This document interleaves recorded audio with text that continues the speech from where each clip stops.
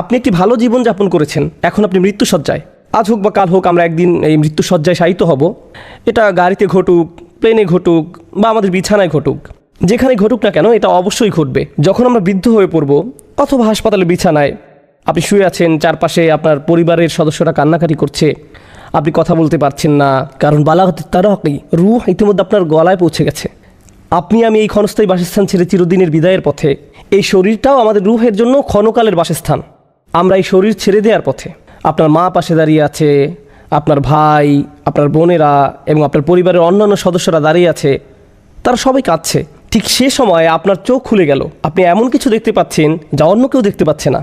তখন তারা শুধু দুই দল ফেরেশতাদের মাঝে যে কোনো এক দলের দেখা পায়। এক ধরনের ফেরেশতা হলো এমন ফেরেশতা যাদের দেখে এমন ভয় পাবেন যা জীবনেও আপনি কখনো পাননি, আর অন্য দল হলো যাদের দেখে এত আনন্দিত হবেন যে জীবনে কখনো এতটা আনন্দিত হননি। এই আয়াতে যে ফেরেশতাদের কথা বলা হয়েছে তারা হলেন দ্বিতীয় দলের ফেরেশতা, এবং বলবে ভয় পেও না, দুঃখ করো না, ভয় পেও না।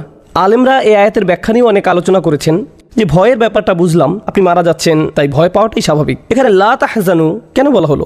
মনের দুঃখ তো পূর্বে ঘটে যাওয়া কোনো ঘটনা থেকে আসে, যা ইতিমধ্যে ঘটে গেছে। তাহলে এখানে কেন লা তাহজানু উল্লেখ করা হলো? কারণ একজন বিশ্বাসীর ভাবনাটা তখন এমন থাকে, আয় হায় ফেরেশতারা চলে এসেছে, আমার তো তওবা করা দরকার ছিল, আমার আরও কিছু দোয়া করা দরকার ছিল, আমি তো এই বছর ইতিকাফের পরিকল্পনা করেছিলাম, আমি আরও কুরআন তেলাওয়াত করতে চেয়েছিলাম, আমার মায়ের সাথে কিছু সময় ব্যয় করতে চেয়েছিলাম, বা আমার ভাইকে সাহায্য করতে চেয়েছিলাম, আমি অমুক অমুক ব্যক্তিকে টাকা দিতে চেয়েছিলাম, আমি আরও কিছু সাদকা করতে চেয়েছিলাম, আমি বেহুশ হওয়ার পূর্বে চেকটা সই করে যেতে চেয়েছিলাম, এখন আমি হাসপাতালে আর আপনারা চলে এসেছেন, আপনারা আমাকে নিয়ে যাওয়ার পূর্বে একটু চেকটা সই করার সুযোগ দিবেন। তখন ফেরেশতারা বলবে চিন্তা করো না, তোমার কোনো সমস্যা নেই, এবং সফলতার সাথে উত্তীর্ণ হয়েছ। লা তাহজানু ও আবশিরু বিল জান্নাহ। চিন্তা করে দেখুন, মানুষটি মৃত্যুশয্যায়, তার আশেপাশে সবাই কাঁদছে, আর সে সময় এক ফোঁটা চোখের পানি ফেলার মতো শক্তি পর্যন্ত তার নেই, কিন্তু ভেতরে ভেতরে তিনি এমন চরম আনন্দিত যে জীবনে কখনো এমন আনন্দিত হননি, কারণ তিনি মাত্র জান্নাতের গ্যারান্টি পেলেন। কোনো কোনো আলেমের মতে এই ঘটনা ব্যক্তির মৃত্যুর পূর্বেই ঘটে, কিন্তু তিনি আসলে ফেরেশতাদের দেখতে পান। মৃত্যুর সময় যে তাকে ফেরেশতারা অভিবাদন জানাচ্ছে, ও আবশিরু বিল জান্নাতিল্লাতী কুনতুম তুআদুন। আরেক দল আলেমের অভিমত, আপনি যদি উত্তম মানুষে পরিণত হওয়ার চেষ্টা করতে থাকেন, আপনি যদি সুম্মাস্তাকামু এর উপর জীবন ধারণ করেন, তাহলে ফেরেশতারা এখনই আসবেন। আপনি হয়তো তাদেরকে দেখতে পাচ্ছেন না, তাদের অভিবাদন শুনতে পাচ্ছেন না, কিন্তু আল্লাহ আকাশ থেকে শুধু আপনার জন্য ফেরেশতা প্রেরণ করবেন, যেন আপনি ভয় না পান, যেন আপনি ভয় এবং দুঃখ থেকে বেঁচে থাকতে পারেন, এবং যে জান্নাত আপনি পেতে যাচ্ছেন তার জন্য যেন ভালো লাগা অনুভব করেন। শুধু এই জন্য আল্লাহ আকাশ থেকে ফেরেশতা প্রেরণ করেন। সুবহানাল্লাহ। আল্লাহ তাখাফু, এখানে যে আন দেখতে পাচ্ছেন তার মানে হলো আল্লাহ তাখাফু, ফেরেশতাদের আগমন এই উদ্দেশ্যেই ঘটে যেন আপনি ভয় এবং দুঃখ ভরাক্রান্ত না হয়ে পড়েন। আমি আগেই বলেছি, আমাদের দিন আমাদের জীবন থেকে দুঃখ কষ্ট দূর করে দেয়, মানসিক চাপ এবং মনোবেদনা দূর করে দেয়। মানুষ সাধারণত দুইটা মানসিক চাপে ভোগে, ভয় এবং দুঃখ। এবং ফেরেশতারা এসে বলেন তুমি আবেগের দিক থেকে সুস্থ থাকবে, তোমাকে চিন্তা করতে হবে না, তোমার যা যা করার কথা ছিল তুমি তা করেছো, আর তাই আল্লাহ তোমাকে আবেগের দিক থেকে সুস্থ করে দিবেন, তোমার মানসিক কষ্ট দূর করে দিবেন। আল্লাহ তাখাফু ওয়ালা তাহজানু ও আবশিরু বিল জান্নাহ। আর জান্নাতের সুসংবাদ শুনে আনন্দিত হও। আল্লাতী কুনতুম তুআদুন, আয়াতের এই অংশটা খুবই গুরুত্বপূর্ণ। আল্লাতী কুনতুম তুআদুন, আমি এই অংশটা একটু সময় নিয়ে ব্যাখ্যা করতে চাই, এবং এই অংশটা নিজেই একটা জগৎ। আল্লাতী কুনতুম তুআদুন, যার ওয়াদা তোমাদেরকে সব সময় দেওয়া হতো। আল্লাহ কোথায় জান্নাতের ওয়াদা দিয়েছেন? তার কিতাবে। এখন যাদেরকে জান্নাতের সুসংবাদ দেওয়া হচ্ছে তাদেরকে বলা হলো তোমরা সব সময় জান্নাতের ওয়াদা পেতে। কুনতুম তুআদুন, আরবি ব্যাকরণের নিয়ম অনুযায়ী যদি কোথাও কানা এবং মুদারে একত্রে আসে, তাহলে সেটা লম্বা সময় ধরে ক্রমাগত কোনো কিছু ঘটার ধারণা প্রকাশ করে, অর্থাৎ তোমরা অনবরত জান্নাতের প্রতিশ্রুতি পেতে। আমি আপনাদেরকে বলেছিলাম যে কিছু দায়িত্ব জ্ঞানহীন মূর্খ কাফের সবাইকে বলতো কোরআন তেলাওয়াত শুনো না, যখন এটা তেলাওয়াত করা হয় বিভিন্ন রকমের আওয়াজ তোলো, বাধা সৃষ্টি করো। আর বিপরীত দিকে একজন বিশ্বাসী সকালে বিকালে নিয়মিত আল্লাহর কিতাব অধ্যয়ন করত। কোরআন তেলাওয়াতে তারা অপরিসীম আনন্দ খুঁজে পেতেন, আল্লাহর প্রতিশ্রুতিতে প্রশান্তি খুঁজে পেতেন। আর আপনি যখন প্রচুর পরিমাণে কোরআন অধ্যয়ন করেন, তখন কোন কথাটি আপনি বারবার শুনতে পান? আপনি জান্নাতের কথা অনেক বেশি শুনতে পান। আর ব্যাপারটা শুধু মাঝে মাঝে শুনতে পান এমন নয়, আপনি প্রতিনিয়ত জান্নাতের কথা শুনতে পান। আল্লাহ আমাদের জন্য যে বাসস্থান তৈরি করে রেখেছেন, তিনি কোরআনে বারবার জান্নাতের কথা বলেছেন। জানেন, মানুষ যখন বাড়ি বা অ্যাপার্টমেন্ট কেনার কোনো প্ল্যান করে, তারা কি করে? তারা সারাক্ষণ ওই অ্যাপার্টমেন্টের কথা বলতে থাকে, তারা তাদের আলোচনায় বারবার বাড়ির কথা নিয়ে আসে। আপনার হাতে যখন বাড়ি কেনার জন্য যথেষ্ট টাকা আসে বা বাড়ি ক্রয় করে ফেলেন, তখন একটু সময় পেলেই বাড়ির আশেপাশে ঘুরে আসেন, রিয়েল এস্টেটের ওয়েবসাইটে বারবার ভিজিট করতে থাকেন, কারণ নতুন বাড়িতে ওঠার জন্য আপনি আর দেরি সহ্য করতে পারছেন না। মানুষের ভিতরে কিছু একটা আর দেরি সহ্য করতে চায় না। এই বাড়িটা কিনবো নাকি ওই বাড়িটা কিনবো, ওই বাড়িটার পেছনের দিকটা দেখো কি সুন্দর। কিছু একটা আছে আমাদের ভেতরে, এটা আমাদের প্রাকৃতিক। আমরা নতুন বাড়ি খুবই পছন্দ করি। আপনি হয়তো 5 বছর আগে এখনকার বাড়িটা কিনেছেন, কিন্তু এটাকে এখন পুরাতন মনে হয়। অন্য কারো নতুন বাড়িতে গেলে মনে মনে ভাবেন, আরে বাড়িটা তো খুব সুন্দর, আমি কি এরকম একটা কিনতে পারবো? ব্যাঙ্ক অ্যাকাউন্টটা চেক করে দেখি তো, যদি এখনকার বাড়িটা বিক্রি করি তাহলে হয়তো কিনতে পারবো। আল্লাহ আমাদের ভিতরে এই চাহিদা দিয়েছেন। আমরা বাড়ির মালিক হতে ভালোবাসি। আল্লাহ জান্নাতের রিয়েল এস্টেটের কথা কোরআনের সর্বত্র বলেছেন। আমি তোমাদের প্রতিশ্রুতি দিচ্ছি, আমি তোমাদের জান্নাতের প্রতিশ্রুতি দিচ্ছি, আর আমি আপনাদের নিশ্চয়তা দিচ্ছি, একবার যখন আমরা জান্নাতের বাড়িতে উঠবো আর কখনোই অন্য কোথাও সরে যেতে চাইবো না। এই আয়াত থেকে যে ধারণাটি আমি আপনাদের সবাইকে দিতে চাই, এমনকি আমার নিজের জন্য, যে ফেরেশতারা এসে বলবেন তোমাকে অনবরত জান্নাতের প্রতিশ্রুতি দেওয়া হতো। এখন আপনি যদি নিয়মিত কোরআন অধ্যয়ন না করেন, তাহলে আপনি তো অনবরত জান্নাতের প্রতিশ্রুতি পাচ্ছেন না। আপনি যদি নিয়মিত আল্লাহর কালাম না শুনেন, তাহলে তো আপনি তাদের অন্তর্ভুক্ত নন যাদেরকে নিয়মিত জান্নাতের প্রতিশ্রুতি দেওয়া হয়েছিল। এখানে তাদের কথাই বলা হচ্ছে, আল্লাহর কালামের সাথে যাদের একটা ঘনিষ্ঠ সম্পর্ক ছিল। কাফেরদের ব্যাপারে আল্লাহ বলেছিলেন, ওয়া আল গাউফিহি, তারা বলতো তোমরা এই কোরআন শোনো না এবং এটা তেলাওয়াতের সময় তোমরা শোরগোল করো। আপনি তো আর সেই কাফেরদের মতো একজন নন। কিন্তু যখন আপনার মাথায় কয়েকটি অপশন থাকে পছন্দ করার, আপনার মোবাইলে সম্পূর্ণ কোরআনের MP3 আছে, আবার অন্য ধরনের অ্যালবামও আছে, তখন ভাবেন কি শুনবো এখন, গাড়িতে এখন আমার কি শোনা উচিত? এরকম পছন্দ করার সময় কোনটা পছন্দ করছেন? আপনি কি কোরআনের পরিবর্তে গান বাজনা পছন্দ করছেন? নিউজ কিংবা শেয়ার বাজারের খবর শুনছেন? কোরআনের বদলে কি এগুলোর কোনো একটা বেছে নিচ্ছেন? কি পছন্দ করছেন? আমাদের প্রত্যেকের জন্য এটা একটা ব্যক্তিগত প্রশ্ন। আমি নিজেও এর বাহিরে নই। বাসায় হয়তো কিছু সময়ের জন্য অবসর পেয়েছেন, চলো ইউটিউবে একটা ফানি ভিডিও দেখি, নতুন কি যেন একটা ভিডিও এসেছে দেখি, নাকি কোরআন তুলে নিচ্ছেন? আমাদেরকে এমন মানুষে পরিণত হতে হবে যারা প্রতিনিয়ত আল্লাহর কালামের সংস্পর্শে আসে।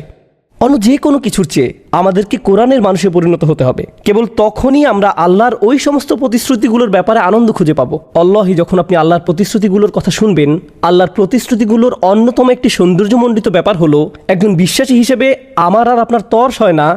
আল্লাহ যখন জান্নাতের গাছগাছালির বর্ণনা প্রদান করেন, আমাদের আর দেরি সহ্য হয় না। যখন তিনি পানীয় দ্রব্যের বর্ণনা প্রদান করেন, তারপর জান্নাতে এগুলো স্বচক্ষে অবলোকন করার পর আমরা বলবো, ওই আয়াতে আল্লাহ এটার বর্ণনা দিয়েছিলেন। আমরা যত খুশি জান্নাতের আয়াতের তাফসির পড়তে পারি, কিন্তু জান্নাতের আয়াতগুলোর আসল তাফসির হলো জান্নাত নিজে। তখন আমরা আল্লাহর কথা এবং বাস্তব জিনিসের মাঝে তুলনা করার আনন্দ খুঁজে পাবো, যে এগুলোর কথাই তো সবসময় শুনে এসেছি এবং এই জিনিসগুলোর অভিজ্ঞতা লাভ করছিল সব সময়। যেই লোক এই আয়াতের আসল অর্থ কি তা দেখার জন্য আর দেরি সহ্য করতে পারেনি। কতবার আমরা শুনেছি জান্নাতিন তাজরি মিন তাহতিহাল আনহার, জান্নাতিন তাজরি মিন তাহতিহাল আনহার। কতবার? যখন জান্নাতে দাঁড়িয়ে এই তাজরি মিন তাহতিহাল আনহার নিজের চোখে দেখবেন এবং এই আয়াত তিলাওয়াত করবেন, তখন যে অবর্ণনীয় আনন্দ খুঁজে পাবেন তার কোনো তুলনা হয় না। তাতানাজ্জালু আলাইহিমুল মালাইকা আল্লা তাখাফু ওয়ালা তাহজানু ওয়া আবশিরু বিল জান্নাহ আল্লাতী কুনতুম তুআদুন। আল্লাহ আমাদেরকে তাদের অন্তর্ভুক্ত করুন। নাহনু আউলিয়াউকুম ফিল হায়াতিদ দুনিয়া ওয়া ফিল আখিরা। আমরাই তোমাদের প্রতিরক্ষায় নিয়োজিত আছি, আমরাই তোমাদের প্রতিরক্ষায় নিয়োজিত বন্ধু, এই দুনিয়াতে এবং পরকালেও। আল্লাহ আজ্জা জাল্লা ফেরেশতাদের বাহিনী পাঠান আমাদের হেফাজতের জন্য, কারণ আমরা সাহসিকতার সাথে ঘোষণা দিয়েছি যে আমরা মুসলিম এবং সে অনুযায়ী জীবন পরিচালনা করেছি। আমরা কার প্রোটেকশনের জন্য মুখিয়ে আছি? আল্লাহ তো ইতিমধ্যে ফেরেশতাদের ব্যাটালিয়ন পাঠিয়ে দিয়েছেন, আর এই ফেরেশতারাই জান্নাতে তাকে বলবে, আমরা আসলে সব সময় তোমাদের সাথে ছিলাম। আল্লাহ আমাদেরকে তোমার নিরাপত্তায় নিয়োজিত টিমের অন্তর্ভুক্ত করেছেন, এই দুনিয়ায় ফিদ দুনিয়া ওয়াল আখিরা, এবং আখিরাতেও। এখন পরকালে আবার কেন সিকিউরিটি লাগবে? দুনিয়ার কথা না হয় বুঝলাম যে এখানে পদে পদে বিপদ রয়েছে, কিন্তু আখিরাতে কেন দরকার? কারণ কবর থেকে জেগে ওঠার পর থেকে জান্নাতের গেইটে পৌঁছা পর্যন্ত পথে অনেক বিপদ রয়েছে, পথটা অনেক বিপদ সংকুল। এজন্য আখিরাতও আল্লাহ আমাদেরকে নিয়োগ করেছেন এটা নিশ্চিত করার জন্য যে তুমি ঠিক আছো। ওয়ালাকুম ফিহা মা তাশতাহি আনফুসুকুম। আর জান্নাতে বিশেষভাবে তোমাদের জন্য রয়েছে তোমাদের মন যা চায় তাই। তোমাদের শাহওয়া থেকে যেটাই আসে, শাহওয়া মানে তীব্র ক্ষুধা, কোনো কিছুর জন্য প্রচণ্ড আকাঙ্ক্ষা। অডিয়েন্সের মাঝে বাচ্চারা আছে, প্লে স্টেশনে গেম খেলার জন্য তাদের মধ্যে প্রচণ্ড আকাঙ্ক্ষা রয়েছে। তাদের মাথায় শুধু একটা জিনিসই কাজ করে, খেলতে হবে, আমাকে খেলতে হবে, আমাকে খেলতে হবে। তারপর তারা খেলতে শুরু করে। মানুষ ভিডিও গেমে আসক্ত হয়ে পড়ে। অনেকেই মুভি দেখায় আসক্ত হয়ে পড়ে, নতুন মুভি আসলেই সেটা দেখা যেন ফার্দ আল আইন, কেফায় না আইন। মুক্তি পাওয়ার রাতেই দেখতে হবে। প্রথম রাতেই যদি লাইনে দাঁড়ানো না যায়, তাহলে তো তুমি এখনও পরিপূর্ণ মানুষই হতে পারোনি। তোমার জীবনের উদ্দেশ্য পূরণে তুমি ব্যর্থ হলে। যদি লাইনে না দাঁড়াতে পারো এবং মুভি দেখতে না পারো, তাহলে দেখা যাচ্ছে আমাদের বিভিন্ন ধরনের ক্ষুধা রয়েছে। কারো ক্ষুধা বিনোদনের জন্য, কারো মিউজিকের জন্য, আবার কারো আড্ডা দেওয়ার জন্য, চলো চলো আড্ডা দিই, কারো আবার খাবারের জন্য, অনেকে আবার ইন্দ্রিয় পরায়ণ। আমাদের এই ক্ষুধাগুলো রয়েছে। আল্লাহ বলছেন, আমি তোমাদের সকল ক্ষুধা নিবারণ করে দেব। ওয়ালাকুম ফিহা মা তাশতাহি আনফুসুকুম, তোমাদের যত ক্ষুধা আছে আমি তার সব মেটাবো। আমি তোমাদের সম্পূর্ণ তৃপ্ত করব। তোমরা কোনো ক্ষেত্রেই অতৃপ্ত থাকবে না। জানেন, এটা কেবল শুরু মাত্র। ওয়ালাকুম ফিহা মা তাদদাউন, ব্যাপারটা সত্যি অসাধারণ। আরবিতে ইদ্দা শব্দের অর্থ হলো কোনো কিছু দাবি করা। এর আরেকটা অর্থ আত্তালাব, কোনো কিছু খোঁজ করা। তোমরা যা কিছু চাইবে। বর্তমানে আপনি এই পৃথিবীতে বাস করছি, আর আমাদের কল্পনা শক্তি সীমিত, এটা নিয়ন্ত্রিত। তাই এখন আমি কেবল আমার সীমিত কল্পনা শক্তির ভেতরেই কোনো কিছু কল্পনা করতে পারি, ঠিক কিনা? আমি এখন যা কিছু চাইবো তা আমার সীমিত কল্পনা শক্তির পরিসর থেকেই। এখন রাসূলুল্লাহ সাল্লাল্লাহু আলাইহি ওয়াসাল্লাম জান্নাতের বর্ণনা দিতে গিয়ে বলেন, মালা আইনু রাত, যা কোনো চোখ দেখেনি, ওয়ালা উযুনুন সামিআত, কোনো কান কোনোদিন শোনেনি, ওয়ালা খাতারা আলা কলবি বাশার, মানুষের অন্তর কখনো সেটা কল্পনা করেনি। যখন আমি আর আপনি একদিন আল্লাহর অনুমতিক্রমে, আল্লাহর দয়ায় যখন আমরা জান্নাতে প্রবেশ করব, আমাদের কল্পনা শক্তি কি তখন বিস্তৃত হবে না? তখন কি এমন হবে না যে আমরা এমন সব জিনিস দেখব যা আগে কখনো কল্পনা করিনি? হ্যাঁ। তাহলে দুনিয়াতে যে ক্ষুধাগুলোর অভিজ্ঞতা অর্জন করেছেন, জান্নাতের শুরুতে আপনার শুধু সেই ক্ষুধাগুলোই থাকবে। কিন্তু জান্নাতে আসার পর আপনার মাঝে এখন নতুন ধরনের কামনা বাসনা জাগ্রত হবে। আপনি এখন নতুন নতুন জিনিস চান।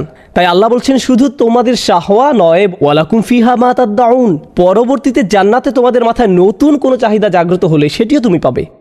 আপনি তখন সেটাও পাবেন। ব্যাপারটা এমন হবে না যে তুমি তো ইতিমধ্যে একবার অর্ডার করেছো, আর করতে পারবে না। জান্নাতে এরকম হবে না। একবার অর্ডার করার পর আপনাকে সেটা পরিবেশন করা হয়েছে, এরপর আপনার কামনা বাসনার বিকাশ ঘটে, আপনাকে তা দেওয়া হয়, আবার দেওয়া হয়। এভাবে আপনি শুধু চাইতেই থাকেন, আর সর্বদা আপনার এই চাহিদা পূরণ হতে থাকে। ওয়ালাকুম ফিহা মা তাদদাউন, জান্নাতের কি অসাধারণ বর্ণনা। কিন্তু সবচেয়ে অসাধারণ বর্ণনাটি আমি আপনাদের সামনে উপস্থাপন করেই আজকের আলোচনা সমাপ্তি টানছি। বর্ণনাটা পরবর্তী আয়াতে। আমি যেহেতু পাকিস্তানি বংশোদ্ভূত, তাই আমি উপমহাদেশীয় যে সংস্কৃতি তার সাথে মিলিয়েই উদাহরণ দেওয়ার চেষ্টা করছি। ইন্দোপাক সংস্কৃতিতে যদি কারো বাসায় যান, তারা প্রথমে আপনাকে লিভিং রুমে বা গেস্ট রুমে নিয়ে বসান এবং আসল ডিনারের পূর্বে আপনাকে নাস্তা, পানি, পিঠা, পায়েস এগুলো পরিবেশন করা হয়। এই নাস্তা, পানি, পিঠা, পায়েস এগুলো পরিবেশন করা হয়। তাহলে শুরুতেই তারা আপনাকে ডিনার পরিবেশন করেন না। প্রথমে লিভিং রুমে নিয়ে বসতে বলেন, এরপর হালকা চা নাস্তা পরিবেশন করেন। এমন করার উদ্দেশ্য কি? আপনার ক্ষুধাকে কিছুটা দমন করা। তারপর আপনাকে আসল খাবার পরিবেশনের জন্য নিয়ে যাওয়া হবে। এই দুইটার মাঝে এটাই পার্থক্য। তাহলে কারো বাসায় গেলে শুরুতে প্রাথমিক আপ্যায়ন পেয়ে থাকেন, সামান্য জুস, পানি ইত্যাদি।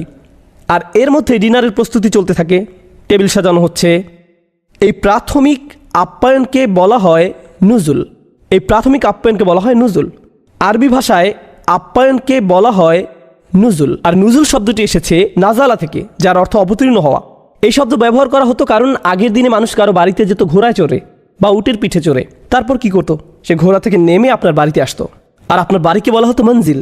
আরবিতে মেজবানের বাড়িকে বলা হতো মঞ্জিল। তো সে আপনার মঞ্জিলে আসলে আপনি তাকে নুজুল প্রদান করেন। প্রাথমিক আপ্যায়ন, আসল ভোজের ভূমিকা স্বরূপ, এটাকে বলা হয় নুজুল। জান্নাতের যে বর্ণনা আমি আপনাদের দিয়েছি, যে বর্ণনা এতক্ষণ আপনাদের সামনে তুলে ধরেছি, পরের আয়াতে আল্লাহ বলেন, নুজুলাম মিন গফুরির রহিম, এটা ক্ষমাশীল করুণাময়ের পক্ষ থেকে প্রাথমিক আপ্যায়ন। আমি তোমাদের আপ্যায়ন শুরু করলাম মাত্র। যত কিছু আমরা কামনা করি, যত কিছু আমাদের কল্পনা শক্তি দিয়ে আমরা আল্লাহর কাছে চাইতে পারি, এর সব কিছুই আপ্যায়নের শুরু মাত্র। এর মাধ্যমে আপ্যায়ন শুরু হলো মাত্র। জানেন কেন এটা এত অসাধারণ? কারণ দিন শেষে আমরা তো সৃষ্টি মাত্র। কতটুকুই বা আমরা চাইতে পারি, কত পরিমাণে আমরা চাইতে পারি। এমনকি জান্নাত দেখার পরেও আমাদের কল্পনা শক্তি সীমিত। জান্নাত দেখার পরেও। তাই আল্লাহ আমাদের এমন সব জিনিস দেবেন আমাদের চাওয়া ব্যতীত, যেগুলো এমনকি আমরা কল্পনাও করতে পারি না জান্নাতে প্রবেশ করার পরেও। আর এই সব কিছু তোমাদের পরবর্তীতে দেওয়া হবে, যা শব্দ দিয়ে প্রকাশ করা যায় না। এরাই হলো জান্নাতের মানুষ। এরা দিন পালনে সাহসী, এরা ইসলামের জন্য দাঁড়িয়ে যায়, এরা নিজেদের সাথে এভাবে প্রতিজ্ঞা করে যে দিন দিন তারা আরও ভালো থেকে আরও ভালো মুসলিমে পরিণত হবে, আরও অধিক প্রতিজ্ঞাবদ্ধ মুসলিমে পরিণত হবে, দিনের শিক্ষাগুলো নিজেদের প্র্যাকটিক্যাল জীবনে বাস্তবায়ন করবে। এরা এমন ধরনের মুসলিমে পরিণত হবে দিনের পর দিন সুম্মাস্তাকামু, অতঃপর তাতেই তারা অবিচল থাকে। ব্যাপারটা হলো, উদাহরণস্বরূপ কোরআনের এক জায়গায় বলা হয়েছে কাল্লা বাল তুহিব্বুনাল আজিলা ওয়া তাযারুনাল আখিরা, তোমরা তাড়াতাড়ি পাওয়াকে ভালোবাসো এবং পরকালকে উপেক্ষা করো। আমরা যে কোনো জিনিস দ্রুত ভোগ করতে চাই বা দ্রুত পেতে চাই, বিশেষ করে ভালো জিনিস। আবার আমরা খারাপ জিনিস থেকেও দ্রুত মুক্তি পেতে চাই। এই মানসিকতাকে এই আয়াতে চ্যালেঞ্জ করা হয়েছে। এই মানসিকতার ফলে আমরা দেরিতে পাওয়া যাবে এমন বিষয়কে দূরে সরিয়ে রাখি। এখন যদি কেউ আপনাকে বলে পরকালীন মুক্তির ব্যাপারে তোমার আরও সচেতন হওয়া উচিত, আপনি তখন ভাবেন এই মুহূর্তে আমার আরও বড় বড় বিষয় নিয়ে চিন্তা করার আছে, যেমন চাকরি, টাকা পয়সা, পারিবারিক বিষয়, ব্যক্তিগত বিষয় ইত্যাদি। আমাকে এখন পরে আসা বিষয়ের চেয়ে বর্তমানের বিষয়গুলোর প্রতি অগ্রাধিকার দিতে হবে। কোরআন কি করে? কোরআন আমাদের সামনে বৃহৎ চিত্রটি তুলে ধরে। অন্য কথায়, আমি এখানে যাই করি না কেন তা তুচ্ছ বা অর্থহীন নয়।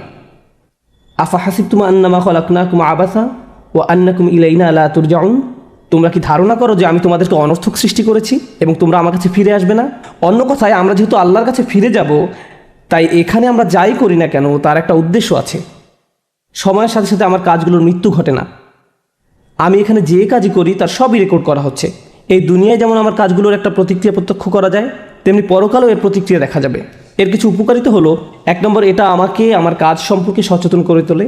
আমি শুধু পার্থিব ফলাফল নয়, বরং পরকালীন ফলাফলের বিষয়ে সাবধান হয়ে উঠি। এটা আমার থেকে এই ধারণা দূর করে দেয় যে আমি সকলের অগোচরে এই কাজটি সম্পাদন করেছি, আমি যা করেছি তা রেকর্ড হয়ে গেছে। 2, আমাকে এর জন্য জবাব দিতে হবে, আমার সকল কাজের জন্য আমি দায়বদ্ধ। 3, এর ফলে আমি উপলব্ধি করলাম যে আমাকে আল্লাহর কাছে বারবার ক্ষমা চাইতে হবে, কারণ আমি সর্বদা অসংখ্য ভুল করে থাকি। পরকালীন সচেতনতা আমাকে এমন মানুষে পরিণত করে যে আল্লাহর নিকট সবসময় ক্ষমা চাইতে থাকে। এর ফলে আমি দিন দিন আল্লাহর নিকটবর্তী হতে থাকি। সুতরাং পরকালীন ধারণা আমাকে আল্লাহর নিকটবর্তী হতে উৎসাহিত করে, কারণ ইসলামের মূল সবসময় আল্লাহ। এটা সবসময় আপনাকে আল্লাহর দিকে ফিরিয়ে দেয়। এমনকি জান্নাত জাহান্নামের আলোচনার মূল পয়েন্ট হলো এটা আমাদেরকে আল্লাহমুখী করে তোলে। অতঃপর পরিশেষে এবং সবচেয়ে গুরুত্বপূর্ণ বিষয় হলো, আমরা কোনো কিছুকেই তুচ্ছ মনে করি না। অন্য কথা, এই দুনিয়ায় আমাদের সময়কালকে আমরা গুরুত্বহীন মনে করি না। আমাদের আসল জীবনকালের তুলনায় এই পৃথিবীতে আমরা যে ক্ষুদ্র সময়টুকু অতিবাহিত করি, আমরা এটাকে জীবনের ভ্রমণ পথের একটা থামার জায়গা হিসেবে দেখি। এই দুনিয়ায় প্রেরণ করার বহু পূর্বে আমাদের রুহগুলোকে সৃষ্টি করা হয়েছে। তারপর একজন ফেরেশতা আল্লাহর নির্দেশে একটি রুহ নিয়ে আমাদের মায়ের গর্ভে দিয়ে দেন। তারপর এই পৃথিবীতে আমাদের জন্ম হয়। এই পৃথিবীর পূর্বেই আমাদের সৃষ্টি করা হয়েছে, আর এখানে আসার আগেই আমাদেরকে আমাদের বিশ্বাস নিয়ে প্রশ্ন করা হয়েছিল। আর মৃত্যুর পর আমরা অন্য আরেকটি জীবনে পদার্পণ করব। প্রজন্মের পর প্রজন্ম ধরে সেই জীবন চলবে। অনেক মানুষ হাজার হাজার বছর ধরে কবরের জীবনে রয়েছেন, ওইটাও জীবনের আরেকটা অধ্যায়। আমরা এটাকে জীবনের সমাপ্তি হিসেবে দেখি না। সুতরাং আপনি যখন এভাবে জীবনের ভ্রমণ পথের সবগুলো থামার জায়গায় নিয়ে চিন্তা করবেন, আপনি উপলব্ধি করতে পারবেন যে এই জীবন, অর্থাৎ এই পৃথিবীতে আমার জন্ম থেকে মৃত্যু পর্যন্ত সময়কালটা আসলে এই ভ্রমণের সবচেয়ে সংক্ষিপ্ত সময়কাল। আর এই সংক্ষিপ্ত সময়কালটাই আমার সামনের অনন্ত জীবন কিভাবে কাটবে তা ঠিক করে দেবে। আমার অনন্ত জীবনের সুখ দুঃখ দুনিয়ার এই সংক্ষিপ্ত জীবনের উপর নির্ভরশীল। তাই এই দুনিয়ার প্রতিটা মুহূর্ত গুরুত্বপূর্ণ। প্রতিটি মুহূর্ত আমার কাজে লাগাতে হবে, উত্তম কাজে তা ব্যয় করতে হবে। ফ্রি টাইম বলে কিছু নেই, ফ্রি টাইম বলে কোনো কিছুর অস্তিত্ব নেই। পরকালীন জীবনের ধারণা আমাকে এই পৃথিবীর সময়কে সম্মান করতে শেখায়, আরও বেশি বেশি ভালো কাজ করতে আমাকে তাড়া দেয়, এবং আমার ভিতরের খারাপ দিকগুলোকে দূর করতে তাগাদা দেয়। এটা আমার ভিতরের অলসতাকে ধ্বংস করে দেয়। আপনার যদি নিজেকে অলস মনে হয়, তাহলে পরকালের প্রতি বিশ্বাসটা যথেষ্ট মজবুত কিনা চেক করে দেখুন, কারণ পরকালীন বিশ্বাস আপনার ভিতরে এই সেন্স অফ আর্জেন্সি তৈরি করার কথা। আপনাদের মাঝে যারা মনে করছেন পরকাল, বিচার দিবস, জান্নাত এগুলো অনেক দূরের বিষয়, সম্ভবত পরকাল বিষয়ে আপনার আরও জ্ঞান অর্জন করা দরকার, বারবার স্মরণ করিয়ে দেওয়া দরকার। আর আল্লাহ কি বলেন? ইন্নাহুম ইয়ারাউনাহু বাঈদা ওয়া নারাহু করিবা, তারা ওই দিনটিকে সুদূর মনে করছে, কিন্তু আমি তা নিকটে দেখতে পাচ্ছি। আমি আশা করছি এই রিমাইন্ডার আপনাদের উপকারে এসেছে। আমি নিজেকে স্মরণ করিয়ে দেওয়ার মাধ্যমে উপকৃত হই। আমাদের সবার উচিত নতুন উদ্যমে সময়ের উত্তম ব্যবহার করা, বিশেষ করে বারবার পরকালকে স্মরণ করার মাধ্যমে। আল্লাহ আজ্জা ওয়া জাল্লা আমাদের সবাইকে পরকালীন সফলতা দান করুন। বারাকাল্লাহু লি ওয়া লাকুম। আসসালামু আলাইকুম ওয়া রাহমাতুল্লাহ।